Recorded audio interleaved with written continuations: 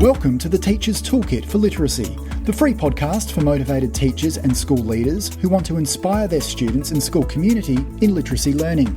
Make sure you subscribe to the show on your favourite podcast player, and for more amazing literacy resources, check out the show notes provided with every episode. Hi, I'm Sharon, and I'm the host of A Teacher's Toolkit for Literacy. In every Toolkit episode, we bring you specific resources, tools, strategies, tips, techniques to help you in your job as a teacher of literacy. Firstly, we acknowledge and pay our respect to the Kaurna people, the traditional custodians whose ancestral lands we gather on. We acknowledge the deep feelings of attachment and relationship of the Kaurna people to country, and we respect and value their past, present and ongoing connection to the land and cultural beliefs. Welcome newcomers to the Facebook group and to the podcasts. We love hearing the diverse reasons why teachers across the world are joining all this deep and creative literacy work that's going on in schools. Some of the recent comments, one from a teacher joining because they want ideas to help teachers of all levels to keep them engaged and stretch them in their teaching of literacy. A pre-service teacher said, "I found this podcast when I stumbled upon your morning messages and I've been hooked since, and I look forward to connecting with like-minded cohorts." And then from two more teachers, "I love this podcast and you often mention resources that are available for this group." And we love being able to bring resources, not just the podcast as a resource, but other things that can lead people into further investigations and learning. And from another teacher, valuable resources and advice for teaching literacy. So if you're not a member of the Teachers Toolkit Facebook group, we would love you to join and introduce yourself to the group. But now to this week's podcast. We are doing this podcast on the language experience approach, and we welcome Diane Snowball, our regular expert on the show. Hi, Di. G'day, Sharon. So good to have you back. And I know we actually mentioned in the last podcast that you were here for that we would do a podcast on the language experience approach.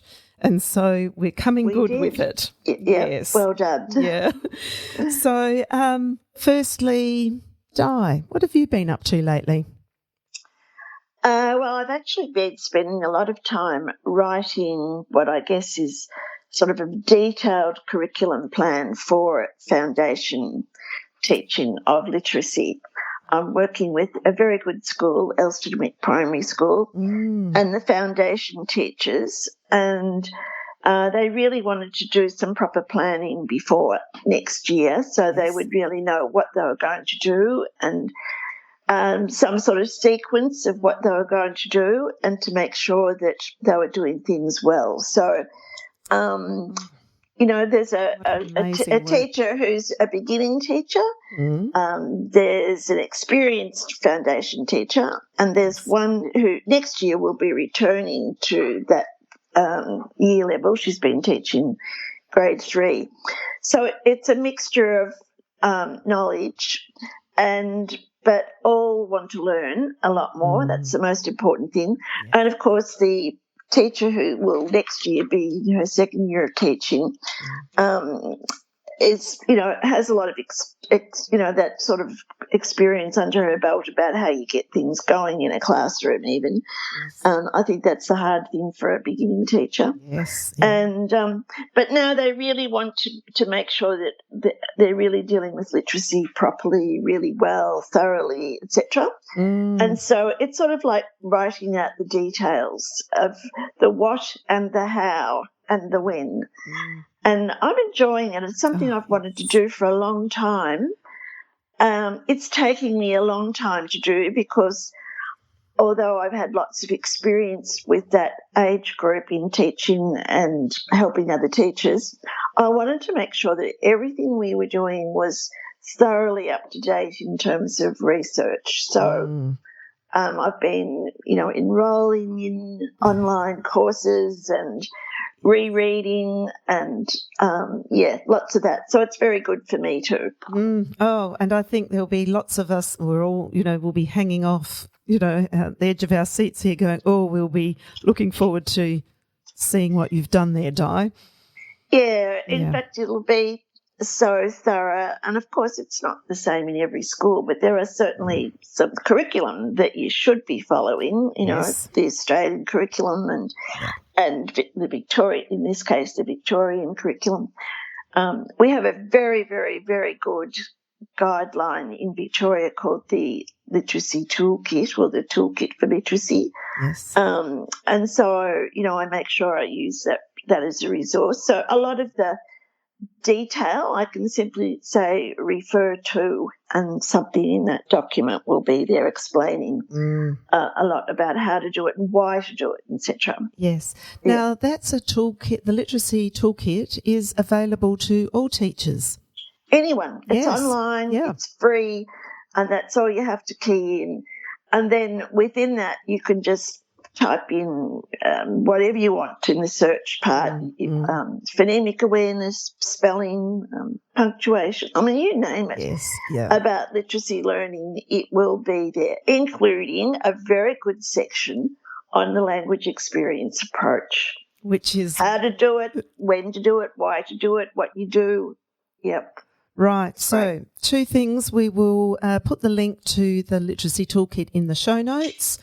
Right. And then people will know that they can also find some more information, particularly about language experience approach that we'll be looking at today. But we're going to go into some detail about that in this podcast. And I was also going to just add that as part of the podcast, in the show notes, we'll also include an article that you've written, Di, called Language Experience, Talking, Writing, Reading. Mm-hmm. So before we begin, I just want to, why have we brought the language experience approach, to today's podcast? And I think we just want to set it in the context of what are the kinds of things that teachers are thinking about that would even lead them to start exploring the language experience approach. And it might be that they're thinking of what are the different ways that we can really get our children engaged in reading and writing? How can we bring more meaning into what they are doing so that they are engaged and grow in their reading, writing, speaking development? And really the language experience approach is what I guess we would call a technique or a tool that I really think belongs in every literacy teacher's repertoire. Absolutely. Whether it's for our younger readers and writers or, in fact, for our older readers and writers, there's an entry point for them into this language experience approach. So can I get you to begin by talking or telling us a bit about what is the language experience approach? Okay, sure. Look, it's very brief, really, because what it is, it's taking advantage of an experience you would have, and it might be with one child who you're trying to help with their reading, writing, oral language development, or it might be a group, and it could be the whole class. And it really can be any age group. It might be adults who had trouble learning to read and are coming back wanting, again, to have another go and learn to read and write. It could be children whose first language is not English, and it's a specific group of kids like that you want to help with them learn a new language. So there's really no group that you're not going to work with, but all you need is an experience that they have had and you have had with them, or at least observed, and then you help them to talk about that experience and to write down what they say. So if it was a retelling of something they've done, then you would get them to retell what happened and you would be the scribe. The reason why you're being the scribe is because it's showing them that what they say can be written down, and then what's written down can be read. Now, I'll come back to who needs to be the scribe in a second, but if I'm the scribe, then I know how to write the sentences as sentences and how to write the words correctly spelled, etc. And because this is a piece of writing that we're then going to use for reading, it is important that the grammar, punctuation, spelling are correct. Because you want them to, the model of what they're reading, you want to be a good model for them to be reading from and to observe how words are spelled or how sentences are constructed, etc.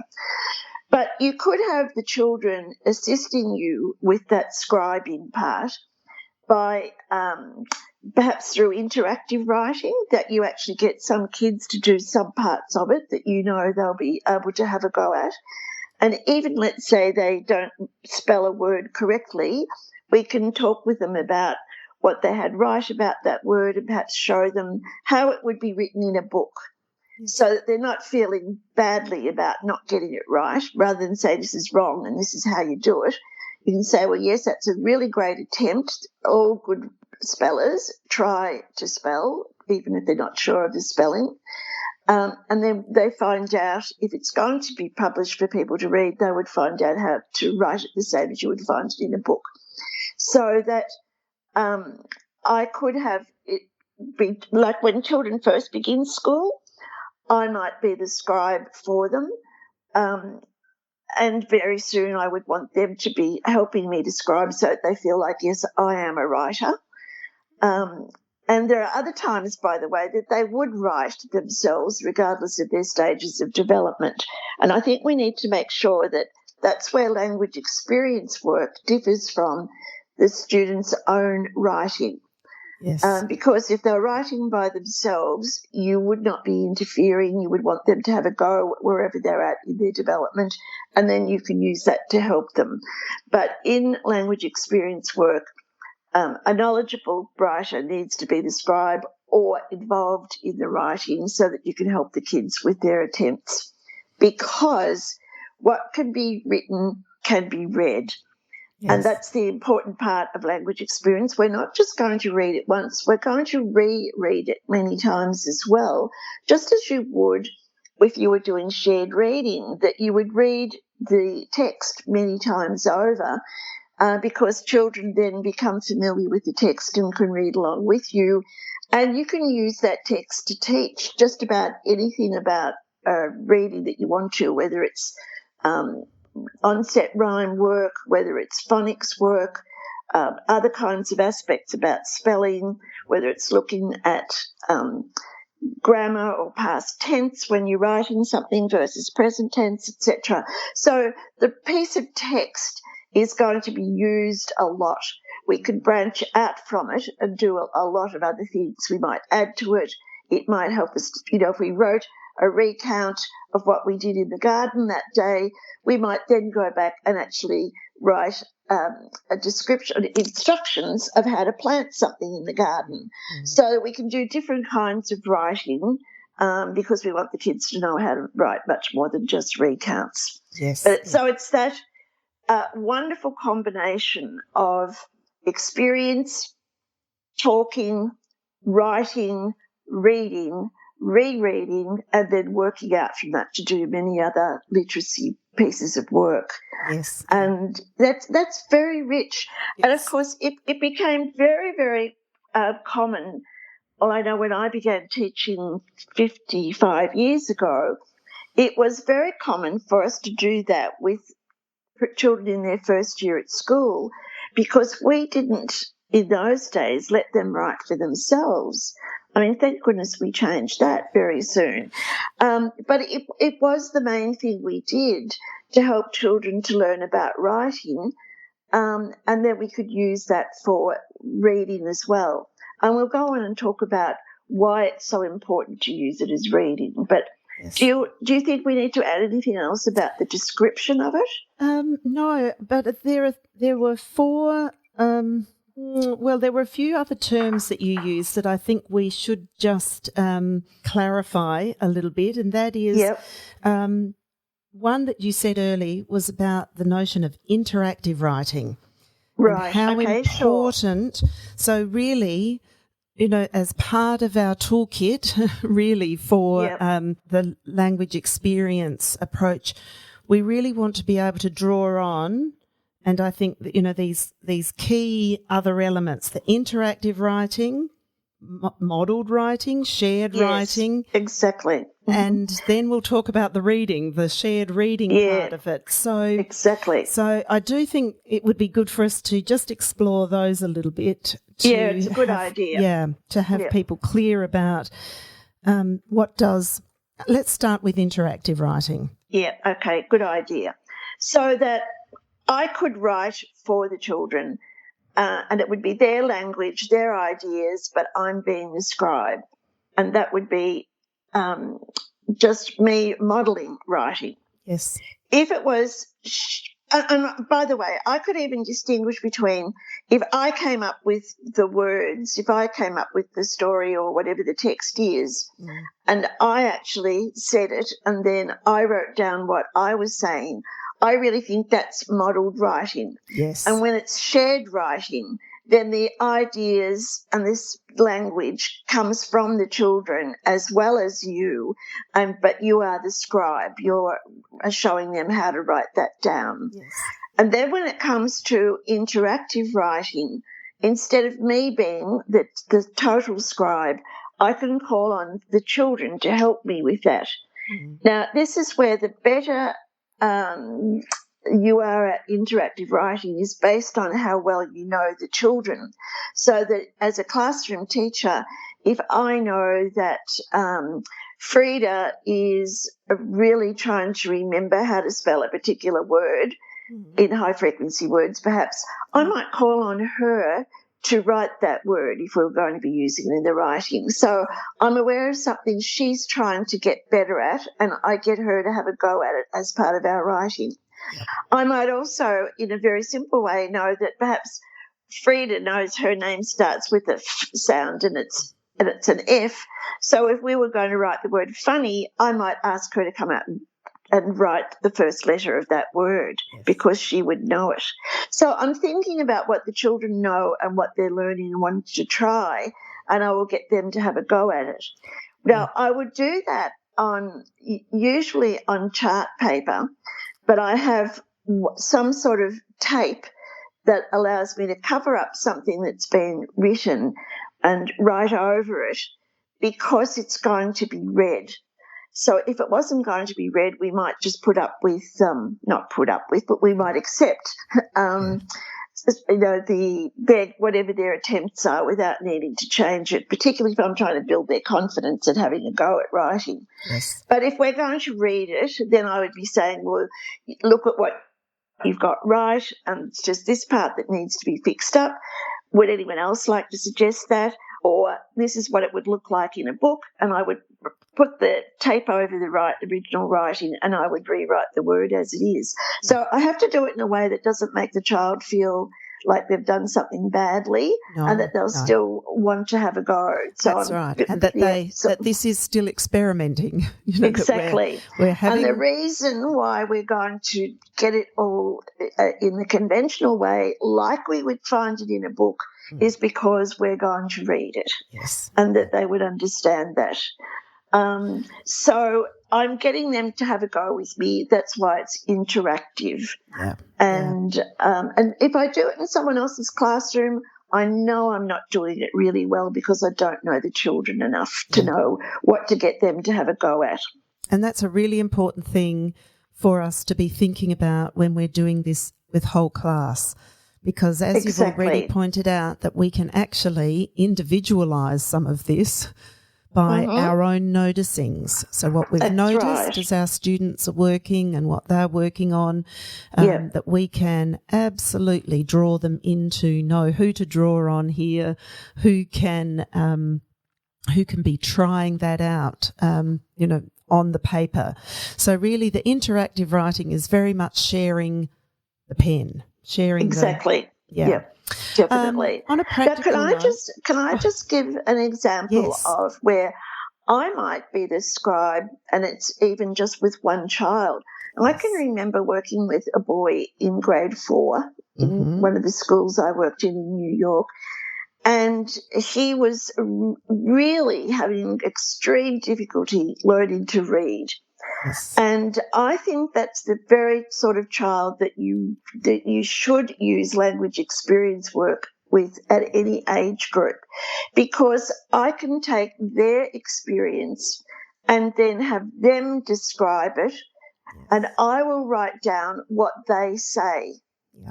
And so because they know what they've said and it's an experience that they've had, they're going to find that much easier to read than anything they try to read in a book. And so it's their experience. They actually know about it. We're using their language style and the words that orally they know. So when they read it back, they're going to remember what they told me.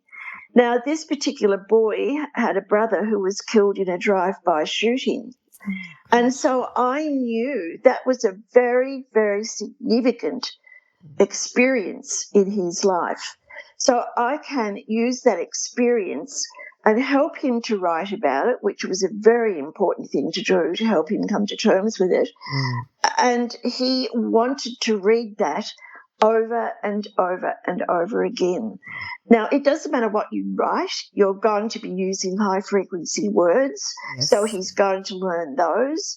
And, from there you can step further and help him to learn letter-sound connections, lots of aspects about spelling, whatever it is that you then want to take that child on with, by starting with something that's very significant for them and in their language.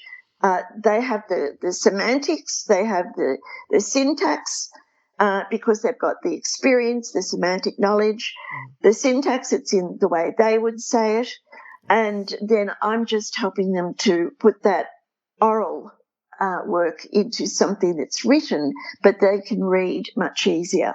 Now, I can tell you that boy read and reread and reread that piece. And, of course, the other thing, because I've written it for him, it's all spelt correctly, which is very important if he's going to be reading it many times. And if it was really grammatically so incorrect that that would be bad for him to keep reading it, I would explain to him about why I was going to change some sentence around just a little bit, because it would be how I would find it in a book again.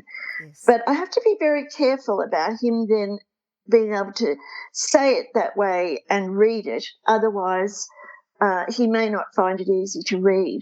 But if I had him rereading something that was really poor grammar, that's not necessarily going to be very good to help his grammar improve. So it's a very sensitive issue, because it's got to be very important, meaningful for him and how he would say it. But I can tell you that was the absolute breakthrough for that boy learning to read. Yes. And it is over and over and over again, whether it's with a young beginning reader, or with it's an adult who hasn't learned to read when they were young. That personal experience and you being their scribe is very important. Yes, and for every time a teacher will say to us, what do I do for the child who is, particularly if they're an older student, what is it that I can do to re-engage them with reading? Exactly. Or move them up, they're stuck in a cycle. They can't find anything that they can read, that they want to read. And so it's for every time a teacher starts with those words, you just know that the answer to that is, right, it's time for language experience. Absolutely. And to create that personalised text for them from absolutely their experience. And if it isn't then a text that they want to read again, we know we didn't get it right. We didn't get the experience right, as in it wasn't really significant enough for them. Yes. If we had decided what it was going to be about, then that would make a difference, for example. But you're right, I was working with a group of secondary teachers recently who were very concerned about a number of boys, it's very common for boys, didn't want to read. Even though they had time set aside for it, there was plenty of good material for them to read. It was very difficult to find something at their age group that would interest them and that they would not find difficult to read. And, if you're not good at it, you don't like it. Mm-hmm. If you don't like it, you won't do it. It's a vicious circle. And so I suggested to them that we go back to do some language experience work with that group of boys, find out what their interests would be and start from that. Yeah. Now, I know this was a little while back, but just whilst I've got it in my head on a practical note, when you were talking about, so in interactive writing, putting tape over any words that we want to change, a white Post-it note, I think, is one of the tools that teachers would use now. I don't know, is there a tape available? Oh, yeah, there is a tape. There is? There's absolutely a white tape that you can use. Well, there's definitely. New for me. And, it's really just a masking tape.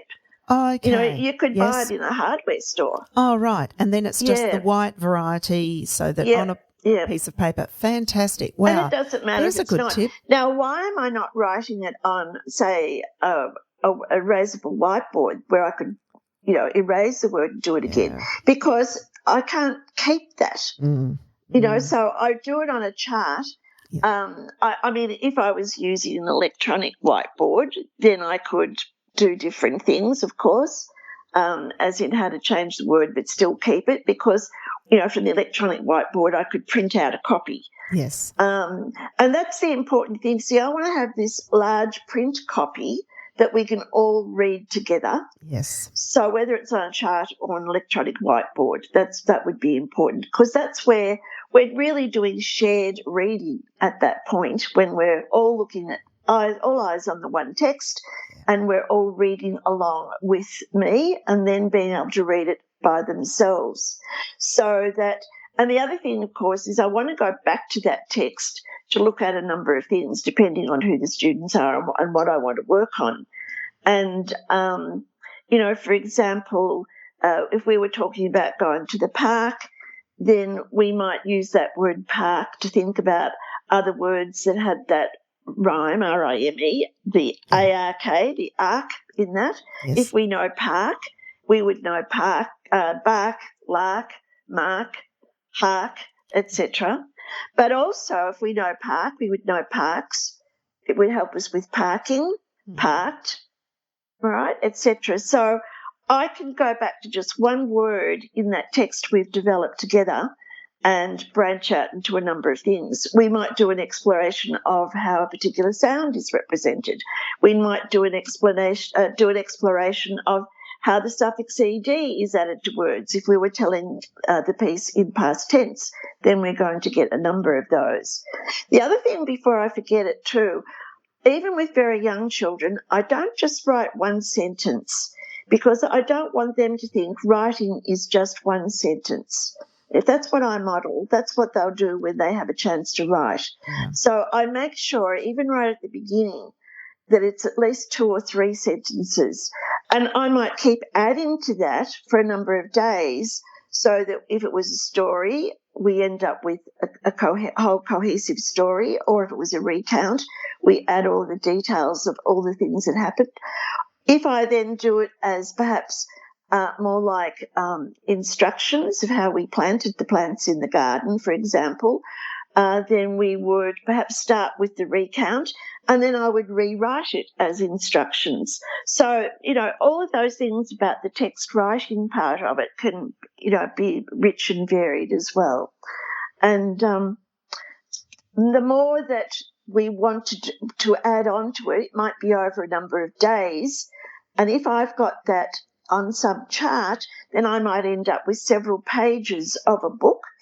It could be, something that we're learning about snails. And each day we might add a different section, like what snails look like, how snails move, what snails eat, problems with snails or whatever. And I can do that, keep on adding to the same piece. So I'm demonstrating a lot about how to write a particular genre in writing, but also that writing is much more than just, the one day, that you can continue to add to that. And then, of course, the illustration that the children would do that goes with the text, and they have to use comprehension to think about what would the text need to the illustrations need to be that will complement my text. And that might be where they're learning how to label and write captions and so forth. So it can become a very rich experience in the writing aspect of it by just starting with, something that was simple to start with. Yeah. So when we're working with a whole class, which is kind of what you've just talked about there, where we'll be working on a chart and, we're adding to that over the days, and then we may illustrate that as a class. So what we end up with... Or we're choosing some children to illustrate the different pages. Yes. All right. So what we then essentially can end up with is a book, a class book. Yep. And so this is that great link back to why we wouldn't put it on a whiteboard, why we want to keep these things together so that we have something that enables us to move into that full reading experience. Exactly. And, I often think that teachers work very hard at producing some print in their classroom, and then they don't use it enough. Yeah. The rereading of it, the working with different words in it. Perhaps we're writing dialogue so we can learn how to actually use the punctuation for dialogue. There's so much that we could go back and use that print for. Yes. And it's much more enriching in so many ways if we do that. Yes. And then, of course, one of the wonderful things these days is, for example, I never had an iPad, of course, when I started teaching. And if we wanted all of the children to get a copy of that for their own reading, we would have to perhaps rewrite it again onto something that could go into a copying machine, and we would be standing there winding to print out several copies. Way back when. The cassette machine or something. If we wanted photographs, we would have to just take a photograph with a camera. Mm-hmm. We would have to get that developed and add that to our writing. Now, on my iPad, I can do all of those things, and I can actually have a book in a few minutes. Yes. And there are some programs like I've got Story Maker, and that allows me to take photographs. So I've got photographs that I've taken with my daughter's children, and I'm photographing things that they're doing. I go back in to the photographs, using Story Maker. I add the text for each photograph. And then I can actually print it out as a book, or they can have it on the iPad as a book. Yes. And I can also add a recording to it so that I can have the voice of the reading of that book, so it becomes an audio book, and the children could read along with it. Or then if they don't have the voice that goes with it, they turn that off. They can read it themselves. Now, that's all on the one little piece of machinery that has made our lives as teachers so easy. Yes. And, families could even do this, just the photographs they take of their children's experiences. We could even show them how to make books with their own children that are the most perfect reading material for learning to read. Yes. So, and, I did, when I did this with my, and they were 4 and 5, where were they, about 5 years old and 3 years old. And, of course, what I did was I would write something like Sophie likes to paint, Tom likes to play with his truck, Sophie likes to ride the scooter, Tom likes to be on the tractor. And so what am I doing? I'm really even using the structures of the sorts of books that I know kids love to read when they're beginning readers. And I ended up at the end taking a photograph of their grandfather reading to them. Most of all, Tom and Sophie like their grandfather reading to them. So I've written a very cohesive story or recount, but it's more than a recount. It's really, it's just a really good little story of what they did that day. I did it all within an hour. And then they had a book to read of their own experiences. Yes. So it's the most wonderful reading material. And, of course, at that age, I'm being the scribe. But think about how they can then use the same program and be the scribe themselves. And it can be self-corrected or corrected with editing by other people.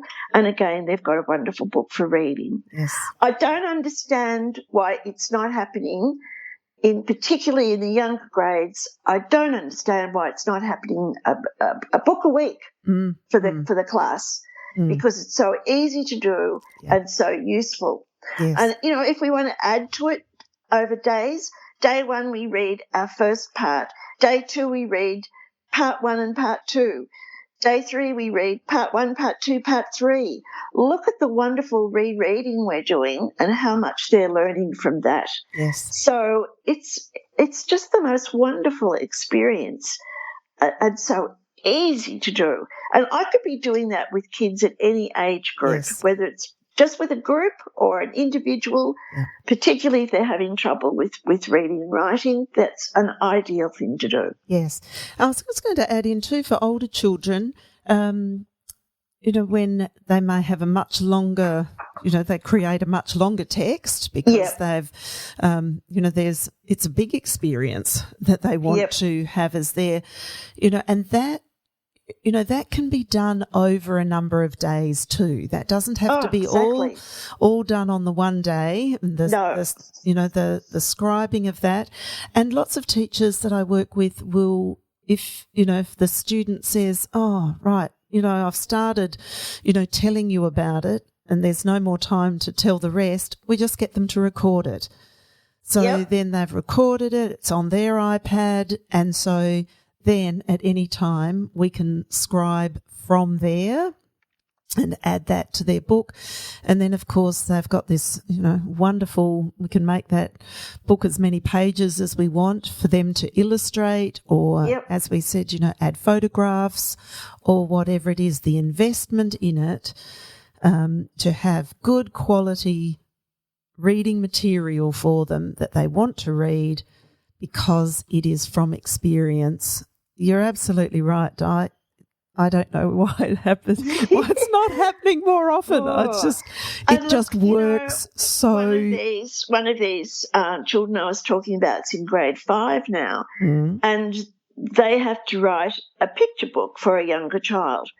And there's a lot of really good things come out of that, because in order to do that, you really need to read a lot of picture books as a grade 5 student, even to say, well, what is it that makes them work? The types of books that children like so much, what are they? How do they work so well? And so older children who are struggling with reading a bit might find some of those picture books much easier to read. But I do say might and some, because one of the things is, of course, many picture books are quite difficult to read. Yes. But anyway, they go back and they can read, they can tell their story that they want to write for a younger child, and it could be done in the same way that I've just described. So it doesn't have to just be with their own experience either. We might use the same ideas with writing something else. Yes. And, and we may innovate on that. Exactly. Or if you're writing a book for a younger child, if you actually decide who that child's going to be, then this grade 5 student could actually write about that child by using the language experience approach. So there's a lot of ways we can think about it that would be really helpful. Oh, it just opens so many doors, doesn't it, really? Absolutely. So many possibilities. And I love all those examples, that you've given there in the way that it can work at any year level, at any age, and how it can be done effectively and efficiently, not that it isn't and it isn't a one-off thing. It's about the longevity of it, the way that we keep working with it, revisiting it, even by the fact that we might get them to illustrate. If it's an older child, illustrating their own text is exactly what gets them back in there, rereading, day upon day. Huge investment. Huge investment in it. Yeah. There are a couple of other I'll call routines that you talk about in your article as well on language experience, and that is that you refer to one example of language experience being class news. Right, yep. And so, yes. so talk to us a bit about that, because it's once again, it's such a lovely routine. Yeah. Well, let me tell you how I actually worked with a teacher who ended up doing this so well with her foundation class. And it was the routine really began with sitting in a circle with the class. If they're sitting in a circle, then they're talking to the class. If they're sitting in rows, they're talking to you. So they're sharing with each other. So they're sitting in a circle, and she would simply go around the circle and ask the children one by one to tell the class something that they were doing, or something that they might have done at school or at home, or something that was important that was going on. It might have been some news of the world that they knew. And so the teacher would then, there's a number of ways you can go from that. You can try to then write all of those children's experiences down, but that would be pretty hard. Yeah. But each day she would choose a different child and just choose whatever their news was. And then they would go. The child would say again what it was that they were talking about. The teacher would be the scribe, or as the year went on, the children became more involved in that interactive writing. Yes. But this was something that this teacher always did. I suggested it to her, and it worked really well. She would choose one of the words of the sentence to leave blank. So here's an example. And it was that the student had said, and the teacher was writing what the student had done. So it was, Chris went to the park with his mum. They played with a kite and saw the yellow and orange leaves. The leaves were crunchy. Beautiful. So that was what the child had said, and the teacher wrote those sentences. But she left the word went blank. And it was on a chart again.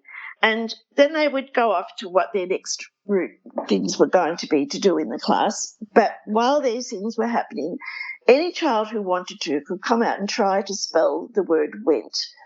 And so there was a list of, and they would put their name beside it, or their initials beside their attempt.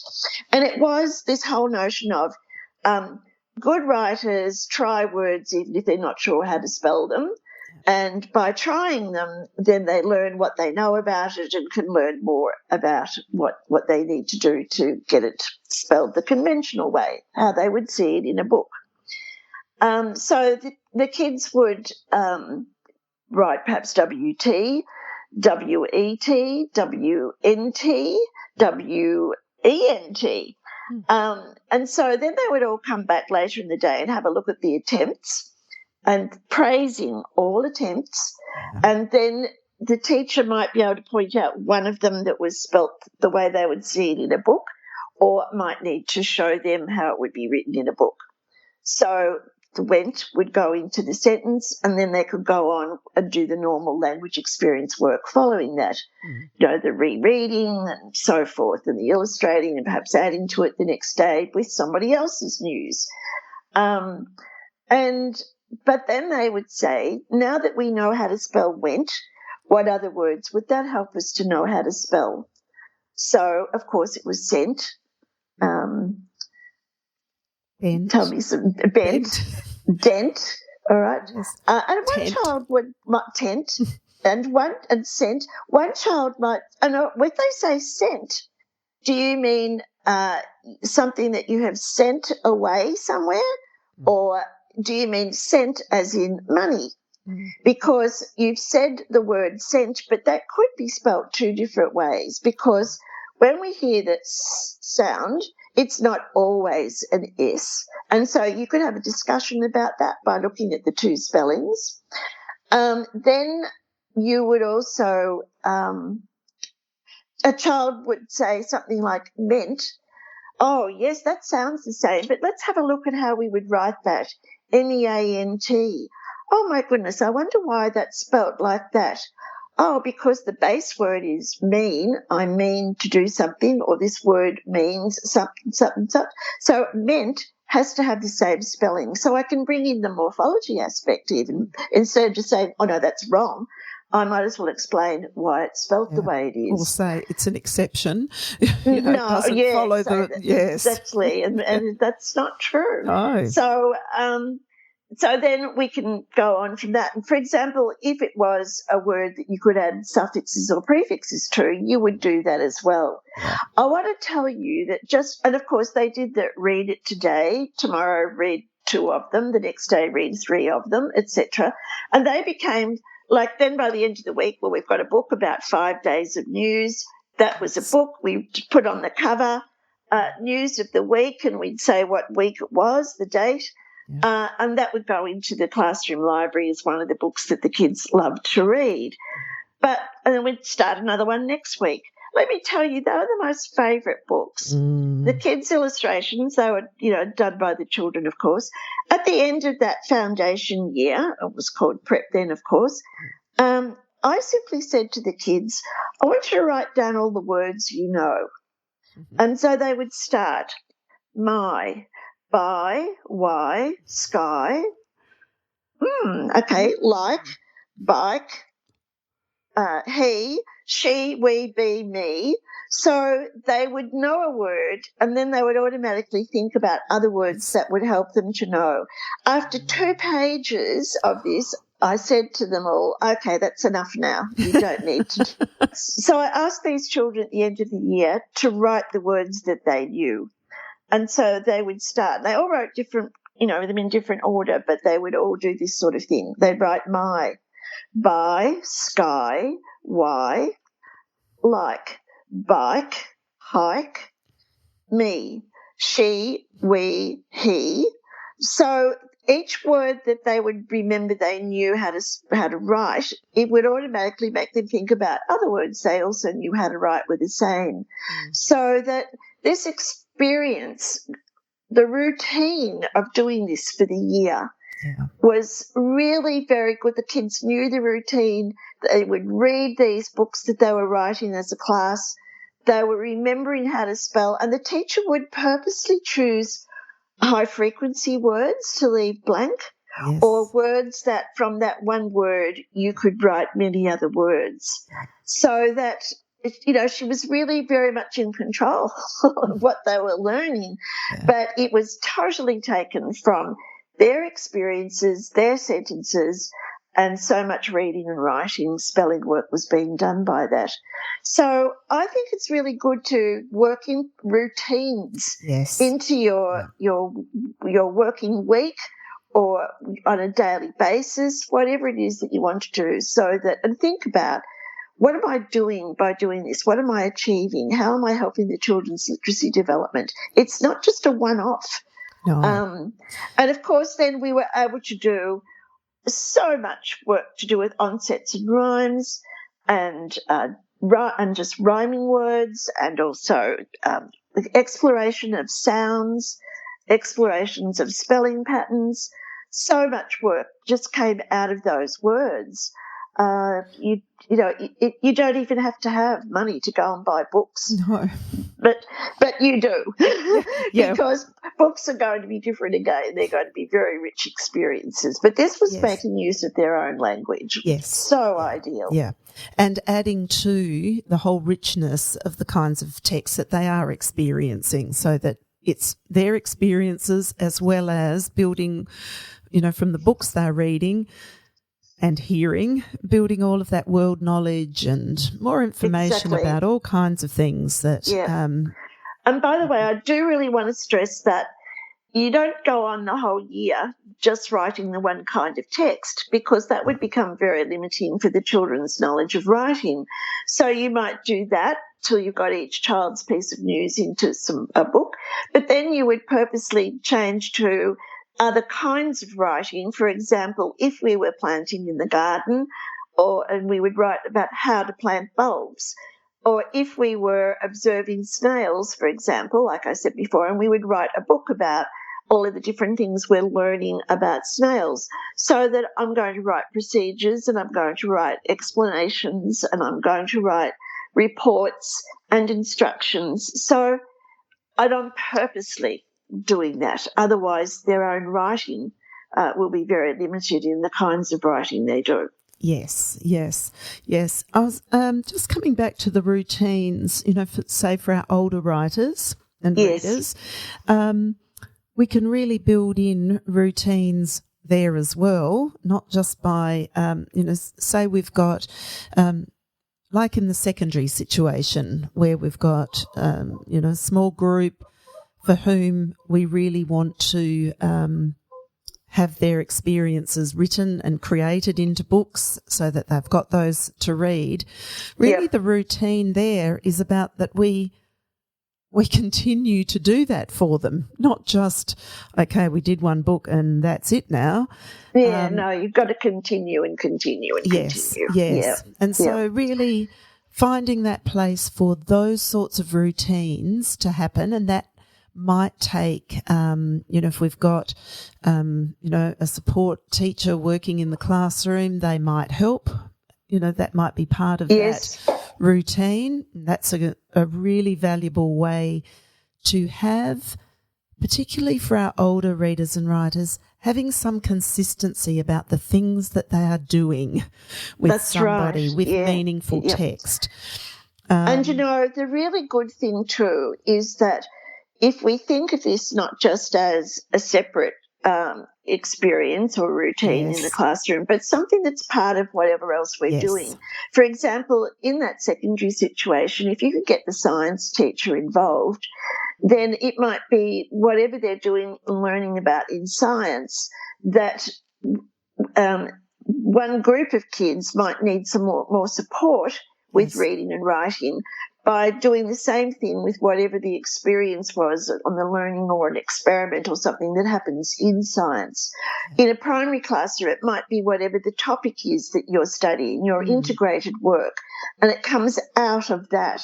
And again, with older kids in primary, perhaps one group of those kids might need more help in taking what they can say and scribing it, and we could do that in an interactive way, definitely, with them. But then making that into something they can read and that they would get a copy of then. So we can take the same ideas, that language experience routine, but put it into a situation where it actually has a context. It reminds me that when we start with a context like one of these experiences, and you take from the writing that's been done there, that you start to study your sounds, your spelling patterns, your prefixes and suffixes, etc. It's not just, now we're going to learn about the sound today, but that we actually start from something that they've written and read, and there's an authentic context that we're starting with. And you go on and do the same sort of work. But it's not just, well, where does it fit in? How do I use it? What am I doing it for? Because then when I say to the kids, you can make use of this in your own reading and writing, that's really important. But it needs to have some context, not just now our next half hour is going to be a phonics lesson. Yeah, that's Do you know what I mean? Yes, I absolutely. It's sort of like, I wonder if the people writing about those sorts of things actually know anything about shared reading, shared writing, interactive writing, language experience work. Because I'm not seeing stuff written where they start from that authentic experience and build out from that. Yeah. If it's out there, good. Show it to me. Yes, yes, we'll be directing everybody in that way.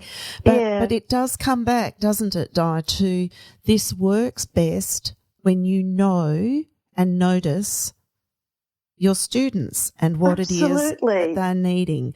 So in that way, we can make those connections and we can draw back, we can be intentional about what vocabulary are we using here exactly in this writing, or what are we if it's about their experience, the vocabulary, the oral vocabulary is going to be enormously rich to, so then we can build on that, but we can expand in all of those areas that you've talked about. By revisiting and rereading, we can really target, all of those reading strategies. Exactly. And our word work strategies, word solving actions and that. And, our comprehension work. Yes. For example, if we were writing about what we grow we're growing vegetables in our garden, and that was the sentence, what would we put in the illustration? Well, what if we put in the illustration some carrots, some radishes, some potatoes, and we labelled them? Oh, the reader will have to infer that what you have planted are carrots, radishes, and potatoes. Why do they need to infer? Because you haven't actually said that's what you planted. But why else would you illustrate those three vegetables if they were not the ones you planted? So watch out for that in your own reading, that what's in the illustrations might be giving you more information that you can infer from. So, I want to pull all of those things together so that the children are learning how to be a writer who wants their audience to infer and to know how to use that inferring when they're reading themselves. And, I was listening to Nell Duke on a recording, a webcast yesterday, who always has written a lot about comprehension, with David Pearson in particular. And she was pointing out that it's silly to wait to grade 3 before you think you're going to start teaching comprehension, as though you've got to teach, other stuff first, and then when you get to grade 3, you now start that. And I thought, yes, the interesting thing is, even before a student can read, if they can listen, then they can start learning about comprehension. So I could actually read aloud something like that to the kids, and I can talk about day 1 at school. Well, I'm inferring that what they've planted are radishes, carrots and potatoes, because those are labelled, and why else would they be there and labelled if that wasn't what was happening? I thought, wow, when you're writing this curriculum guide for the foundation teachers for next year, Diane, you're going to write comprehension first. Yes. Right? Because it's something that you can do right from the start, even before they can read. So isn't that interesting? Yes. Yeah. So I'm sorry, I'm sort of going off on a little tangent there, but no tangent at all, because it fits in. Yes, because it is about the connectedness. Yeah. But these pieces allow us to do so much work across all aspects, that connectedness of it. This is how we work with this as readers and writers and thinkers and word workers and word solvers and enjoying it all. And enjoying it, yes. Yeah. And I think as far as planning goes, teachers could really look through what they're planning to do, let's say for first term next year, and not just what they're going to be doing in their reading and writing work, but what are we going to be learning about in science, perhaps in maths, in something else, in health, that we could actually use those experiences in those topics that we're studying to actually do our language experience work during my literacy time. Yes. And then it would all happen much easier. Instead of thinking, where am I going to find time to fit that in? It happens in an integrated way, much easier. So, and by doing that, you can actually even look and say, well, if we were learning about such and such in science, what kind of writing could we model for that? So that during the year I'm actually going to do this language experience work with different kinds of texts. And then, you've sort of thought about things for the year and look back and think about how much you've achieved because you've done that initial planning. Yeah, I think that's a really big point. the planning of it, we can plan for these things to happen, and that's going to, like you say, we can have some things that are like a routine, but then also this, where can we connect it so that it becomes part of children being able to see that what we can say, we can be written and we can read it. Exactly. And do you know, right back at the start when children are first learning to read, I could actually even take a sentence from our language experience work and I could write the sentence on a sentence strip and have the children, take cut that up into words and have the children put the words back into a cohesive sentence. And that's really good for them learning all sorts of concepts about print that we learn, to read and write from left to right, that a sentence is made up of words. What is a word? And even when I get to then doing work with onset and rhyme, I might cut up the sentence, Chris went to the park with his mum, and I'd think about which words could I cut up to show them the onset and rhyme that they would put back together. Yeah. Then I would put all of those little word cards into an envelope, write the sentence on the front of it, and out of that day's work, I've then got something else that an individual child could go to and work with the words from that sentence. By day 5, I've got 5 of those in a box that a group of children could go to and do that, because that's the stage of development that they're at with their reading. So, I can sort of make this work for me in whatever it is I'm trying to help the children learn more about. Yes. Di, there's so many. I love that there's lots of these suggestions, these tips and ways that we can work with language experience in your article that is called Language Experience Talking, Writing, Reading, and that will be accessible for people. You mentioned the Literacy Toolkit from the Victorian Education Department. There'll be more. I think you said there's even videos maybe. Yep. There. Yes, there are. Yes, there are. So how nice is that to be able to sneak into a classroom and see, I don't know, are they classroom ones or teachers talking about? They're classroom ones. So sneaking in, having a little look at what it looks like in classrooms, and then for people to really think about in their own, as they're planning, where has language experience, where is that, or where can it be part of the toolkit in the classroom, to really enable students to benefit from the language experience approach in really helping them to develop as readers and writers. Absolutely. Both and oral language and too. Oral for language. Kids to be able to, first of all, say what they want to say about the experience they've had. Yeah. So it's very good for all of them. And mind you, it means that you won't just be saying, well, I have a reading block and then I have a writing block, and they're separate, because it's really good if you can have that sort of language experience routine where you're including both, all oral, reading and writing. And it just makes sense. It makes it so much more cohesive and authentic. Yes. So it's a good plan. It's a great plan, and it's we can't recommend it highly enough. It's put your toes in. If it's something new for you, really try it. What does it take, Di? It takes some chart paper. It takes our students.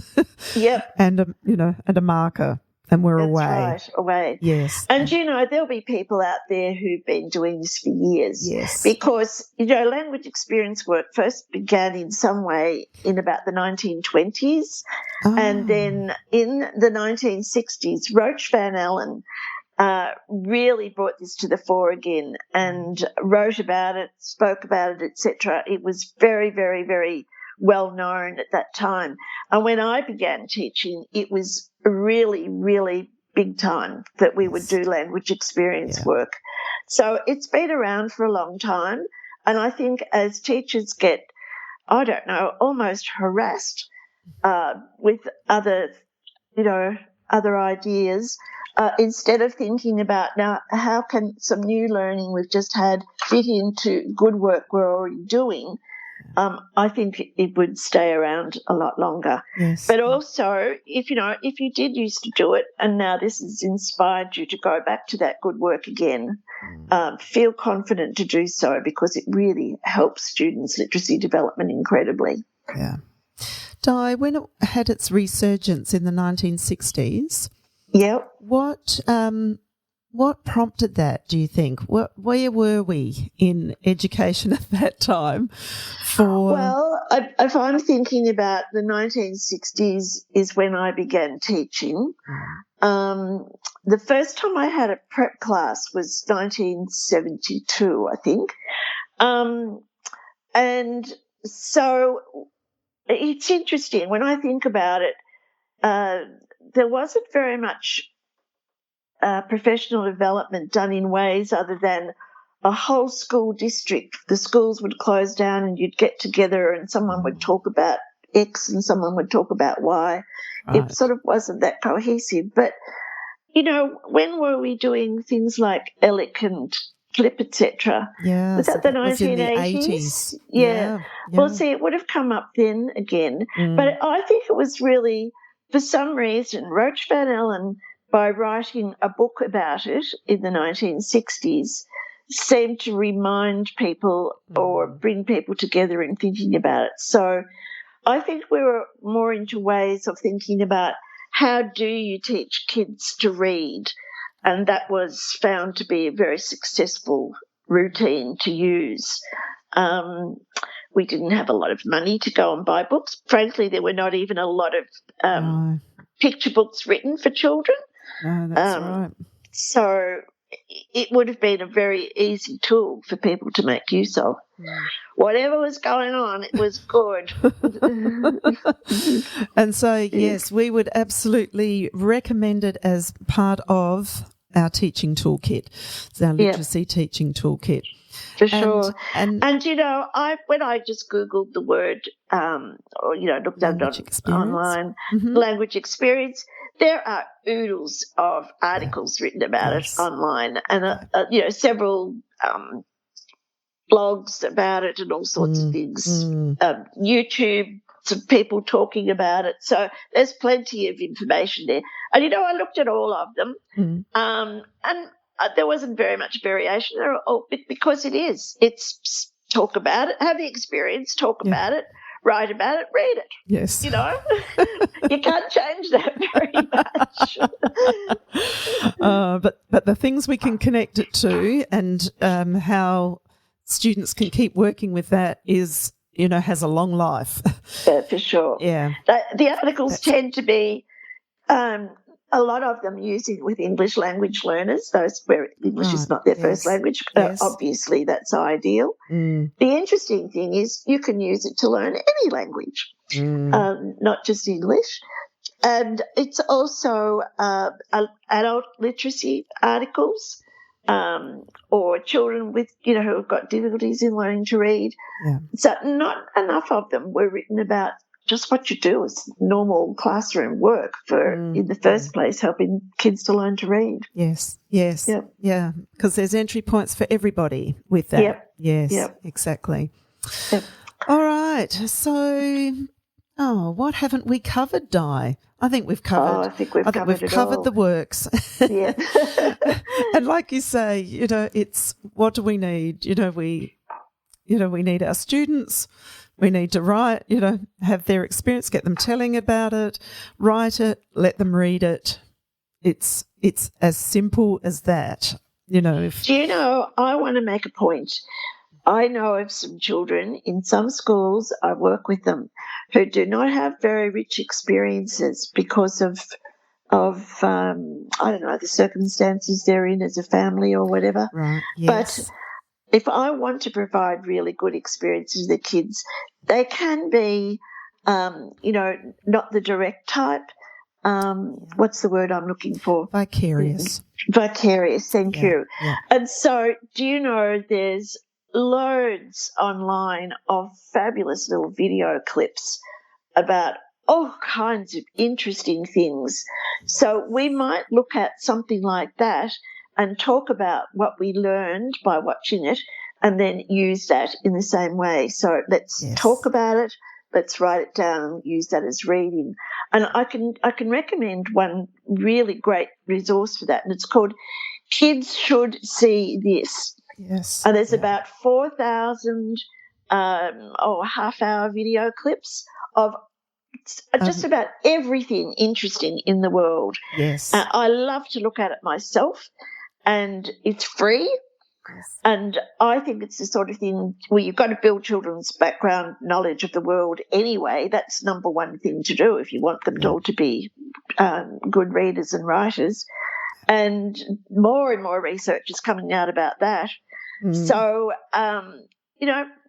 during the wet days or, lunchtime when the kids can't go out because it's raining or wherever you can, while they're eating their lunch, show these. Yes. Yes. Or say, you know what, this is going to be, instead of me, we can't have such and such an experience, so let's look at a film, a little video clip, and then talk about it and write about it and read it. And they're categorised in such wonderful ways. There's like the time lapse section. There's, you can search in all sorts of different ways of all of these marvellous this marvellous collation of things to learn about. So you're right. And they're developed for children, so there's nothing unsafe about watching any of them. No, exactly. They're very good. They've been very carefully curated, in fact. So, and I think that's, on the home page, it says, I think the people that developed it really, they were doing it for their own child. I think it started that way. Yes. So I think it was the kid should see this. I think that's the title of it. So we'll put the link to that. We'll put that in the show notes too. Good. But yes, that's a good point about expanding experience. Sometimes enables them to, and whether that's through, like you say, things that they're learning about in content areas. So it's so good to be able to, in their science or in their, what we're doing in other content areas. So nice to be able to link to that. If, or books that they've read, stories that they've, that they just completely love, that, the idea of, sometimes I've had children, just put themselves in that story, and that's, that's what they want to have as their own. Yes. Retell the story. Retell it. Yes. So, and then, of course, that really rich vocabulary can be drawn upon too. Yep, for sure. Yeah. And, I just thought you could also do things like, Rosie's Walk is the story of the hen going for a walk through the farmyard, but there's a whole other story going on in the pictures. Yes. So you could write the story of the fox, or Goldilocks and the Three Bears. Well, why don't you tell the story from Cinderella's perspective, or instead of the bears? So there's a million things you could do that would be suitable for the experience that you can then write from. Yes. Yeah. Okay. Look, Di, thank you so much for bringing to us. Thank you for giving me the opportunity. Oh, we always love that. Providing so much for teachers. It's phenomenal. Oh, well. Really phenomenal. It's like the teachers should see this. The teachers should hear this. Yes. We'll have our own. I sent one of the podcasts that we've done to a friend in New York who's a really fabulous educator. Yeah. And she said she just is absolutely blown over by the quality of your podcasts and how it makes it so easy for teachers to learn. They're so rich but practical. Yeah. It's just such a privilege and a pleasure, to be bringing this to, and we love that we can, have you as a regular on these podcasts, Di, because it's my pleasure. You want to know why? I always think, here I'm at 76 years old, and I'm lucky I've learned so much over these years of teaching, and how do I get to share it before I die? Yeah, well, it's that thing. We both feel so privileged from the experiences, the mentors, the opportunities, to learn. Well, we crave learning. So it's wonderful to be able to share that. We love that you can share a lifetime's experience, good. with us, from a long teaching and exploring career. It hasn't just been teaching; it's really been thinking about it. But you bring to us, background and research around things, and that's really valued. But then also what it looks like in the classroom is so practical, and we can all step into our classroom tomorrow and go, okay, I can try that. That's, I'm ready to go. So, so appreciative again. Do you know what? We didn't come up with what else we should do a podcast on, Di. Oh, wow. Usually that comes out. We don't need to think about. We're not going to run out of ideas, are we? No, we are not. No, definitely not. I thought of a few this morning, so I'll have to talk to you about it. Good. Because we'll keep going with them. Absolutely love it. So thank you. And thank you to everybody for joining us today. We've loved to see that so many of you have subscribed to the episodes from all corners of the world, and that you share them around the world too, Di. The Teachers Toolkit podcast is all about giving you an insider's guide to top teaching ideas, tools, techniques in literacy teaching and learning. And right there is that key thing. It's the insider's guide. Nothing we're talking about hasn't been tried and done. Please subscribe to our weekly newsletter via the website. You'll receive advance notice on blogs, podcasts, events, and ways to connect to us. So thanks again, Di. It's always a privilege. And thank you to all our listeners, and all the best to everyone. Thanks. Yep. Bye. Bye. Thanks for listening to the podcast. To make sure you don't miss any literacy learning tips and insights, please subscribe to our show on your favourite podcast player. At Q Learning, our literacy specialists draw on over 30 years of teaching and international consulting experience to deliver world-class learning solutions. We equip, empower and support teachers to become their authentic selves. To find out about upcoming webinars and about how Q can help you and your school, visit qlearning.com.au. And you can get even more amazing teaching resources right now at teachific.com.au. Stay tuned.